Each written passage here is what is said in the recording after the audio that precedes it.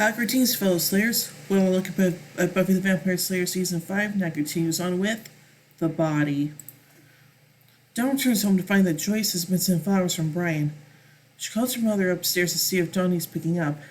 Receiving no answer, Buffy heads into the city room and asks what Joyce is doing. Seeing her mother laying on the couch with open eyes, Buffy quietly again asks for her mom. On Christmas 2000, Buffy, Xander, Willow, Anya, Tara, Dawn, Giles, and Joyce enjoy Christmas dinner together. In the table, the gang discuss the demonic truth about Santa Claus. Buffy and Joyce enter the kitchen to find the pie is burnt. The pie slips from the table as Buffy tries to slice it, and the two exclaim in surprise. In the present, Buffy runs her motionless mother and attempts to wake her without success and calls 911. The operator sends the ambulance and talks Buffy through performing CPR while waiting the arrival of the medical team. Buffy accidentally cracks one of Joyce's ribs, and this attempt is also unsuccessful. The 911 operator assures her not to worry, but when Buffy claims she's cold, the operator refers to Joyce as the body. Buffy hangs up as the 911 operator starts to tell her the medical team will soon be with her. Buffy then calls Giles, asking him to come to her home, only to tell him that she's at the house. The paramedics soon arrive, and one tries to resuscitate Joyce. Willow asks Buffy details about what happened. Suddenly, Joyce coughs into life, much to everyone's relief. As the ambulance drives her to the hospital, the paramedics refer to it as a wonderful miracle, and Joyce later thanks Buffy for finding her in time. But this is all Buffy's imagination. The paramedics continue trying to resuscitate Joyce, but get no response. One of the men notes that Joyce is cold. Buffy watches as her mother is then officially pronounced dead. One of the paramedics explains that Joyce may have died from a complication relating to a recent brain tumor, and will be calling the coroner to come and collect the body. They then get a call to another address and have to leave, and Buffy wishes them luck. She then walks into the hallway and vomits. Suddenly, Giles arrives, thinking that Glory has attacked, when he sees Joyce and checks on her. Buffy tells him they're not supposed to move the body. The Rouse is in shock what she said. Giles rushes to hug her. The coroner eventually arrives and places Joyce's body in a body bag. At the school, Dawn is sobbing in the girls' bathroom.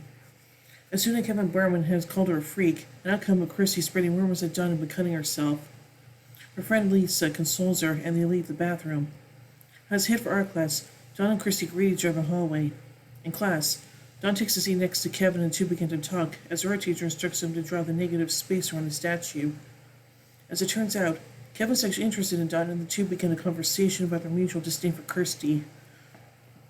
Outside the classroom, Buffy arrives and talks to the teacher. She enters the classroom. Dawn doesn't understand what's happening, but Buffy explains that they need to go. Outside the classroom, Dawn wants to know what's happened, since Joyce was supposed to pick her up. Buffy attempts to take her sister somewhere private, but Dawn refuses and gets more upset. She demands to know where Joyce is, so Buffy is forced to tell her there and then. The others in the art class are unable to listen, watching the two through the window.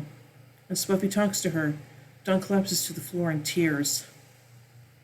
In their dorm at UC Sunnydale, Willow and Tara wait for Xander. Willow starts to break down as she can't find a certain blue shirt that Joyce once liked, and feels that the others are either too somber or too childlike to wear it in the hospital. Tara attempts to keep Willow calm, and reminds her that she has to be there for Buffy and Dawn.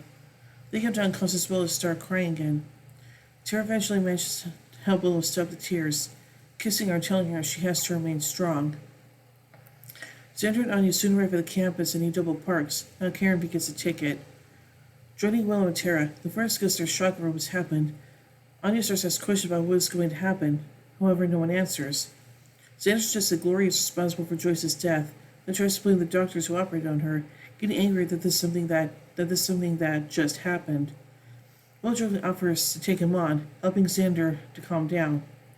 Tara offers to look for Willow's blue shirt in the dorm's laundry room and leaves. Anya asks if they're going to cut the body open. Willow gets irritated and tells her that it's not okay to ask such things. Anya goes to explain that she doesn't understand the whole mortal coil and the concept of dying, and starts crying. Willow, now calmer, tells her that they don't know either. While Willow's back is turned, Anya finds the blue shirt under chair cushions but puts it in the open dresser drawer, not knowing it's being searched for.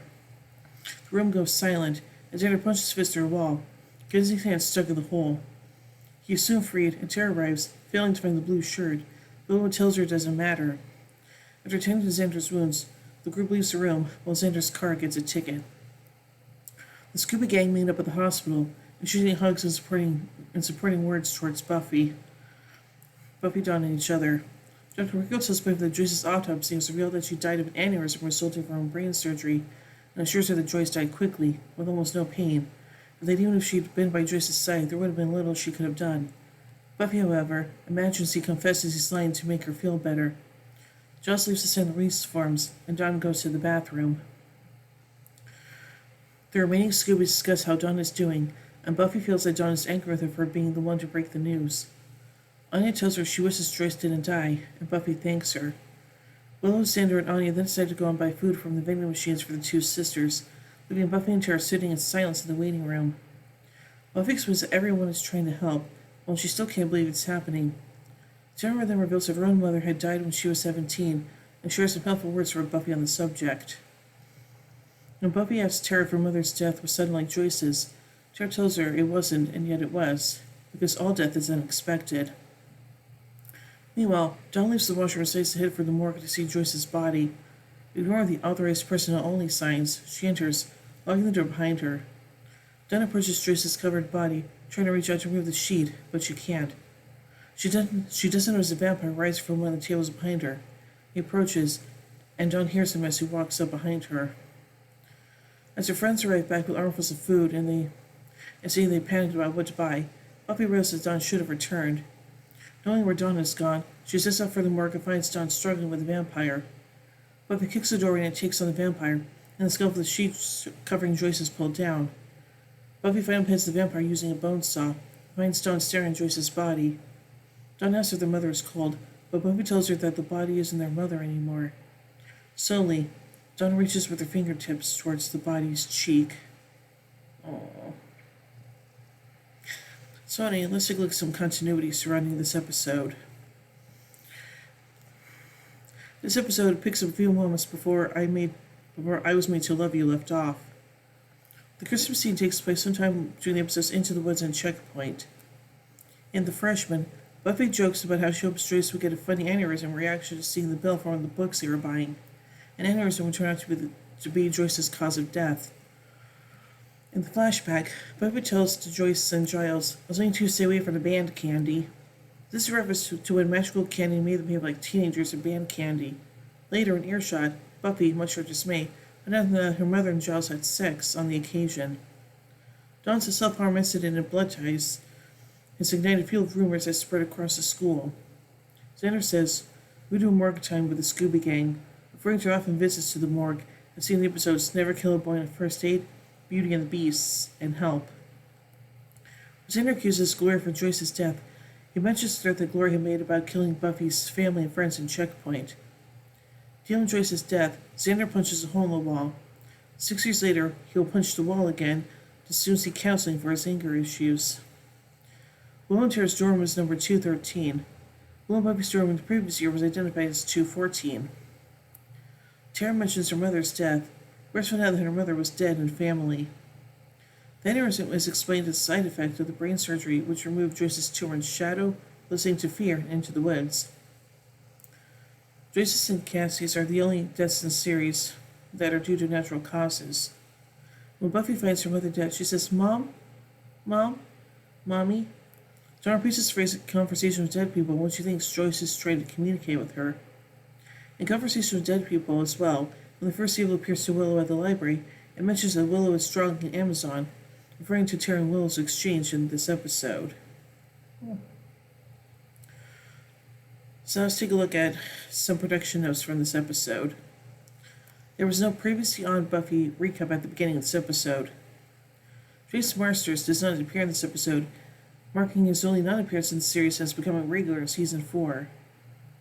This is what Buffy Dawn see in the scene where Buffy tells Dawn Joyce is dead. "Mom died this morning.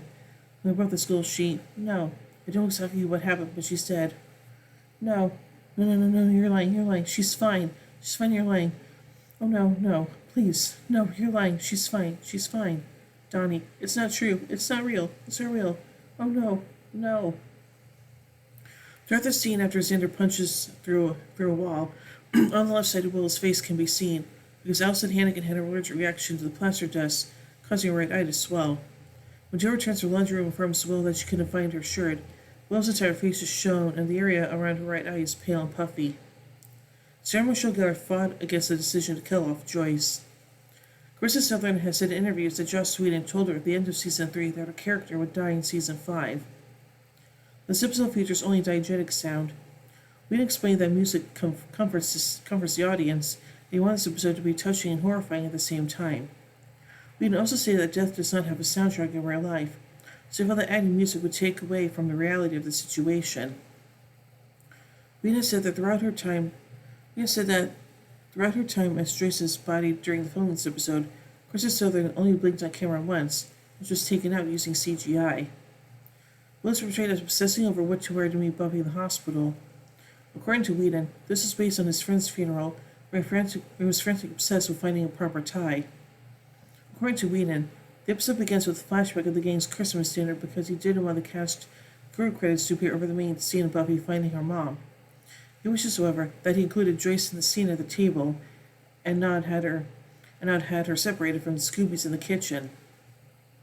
Whedon wanted Will and Tara's kiss to be natural, not to be the main focus of the episode, so he included it in this episode. This sad kiss also brings an end to the WB's apparent policy about contact between same-sex partners. And now let's take a look at some pop culture references.